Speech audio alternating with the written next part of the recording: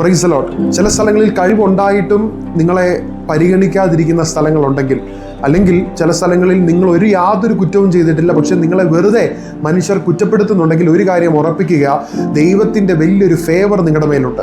അതാണ് ദൈവവചനത്തിൽ യാക്കോബിന്റെ ലേഖനം 4-ാമത്തെ അധ്യായം 6-ാമത്തെ വാക്യത്തിൽ ഇങ്ങനെ പറയുന്നു, അതുകൊണ്ട് ദൈവം നിഗളികളോട് എതിർത്ത് നിൽക്കുകയും താഴ്മയുള്ളവർക്ക് കൃപ നൽകുകയും ചെയ്യുന്നു എന്ന് പറഞ്ഞിരിക്കുന്നു. ആമേൻ. അപ്പോൾ ഇന്നത്തെ ഈ നൂറ്റാണ്ടിൽ ചോദിച്ചാൽ എന്താണ് താഴ്മ? താഴ്മ എന്ന് പറഞ്ഞാൽ ചില സ്ഥലങ്ങളിൽ യേശു പ്രവർത്തിക്കുമെന്ന് വിശ്വസിച്ച് ഞാൻ പേഷ്യൻസോടെ ഇരിക്കുന്നത്, അല്ലെങ്കിൽ ഞാൻ ചില സ്ഥലങ്ങളിൽ അടങ്ങിയിരിക്കുന്നതിൻ്റെ പേരാണ് താഴ്മ. യേശു എനിക്ക് വേണ്ടി സംസാരിക്കും, യേശു എനിക്ക് വേണ്ടി പ്രവർത്തിക്കും, യേശു എനിക്ക് വേണ്ടി പോകും, യേശു എനിക്ക് വേണ്ടി വാതിലുകളെ തുറക്കും എന്ന് നിങ്ങൾ വിശ്വസിക്കുന്നുണ്ടെങ്കിൽ ചില സ്ഥലങ്ങളിൽ നിങ്ങൾ ധൃതി വെക്കത്തില്ല, നിങ്ങൾ സാവധാനത്തിലിരിക്കും, നിങ്ങൾ പേഷ്യൻസോടെ ഇരിക്കും. അതിന് പറയുന്നതാണ് താഴ്മ എന്ന് പറയുന്നത്. യേശുവിൻ്റെ മഹത്വത്തിന് വേണ്ടി നിങ്ങളെ തന്നെ ചില സ്ഥലങ്ങളിൽ നിശബ്ദമാക്കി വെക്കും. അങ്ങനെയുള്ള വ്യക്തിയാണോ നിങ്ങൾ? അങ്ങനെയാണെങ്കിൽ നിങ്ങളോടുള്ള ദൂതാണ്, നിങ്ങളുടെ മേൽ ദൈവത്തിന്റെ അൺയൂഷ്വൽ ആയിട്ടുള്ള ഒരു ഫേവർ നിങ്ങളുടെ മേലുണ്ട്.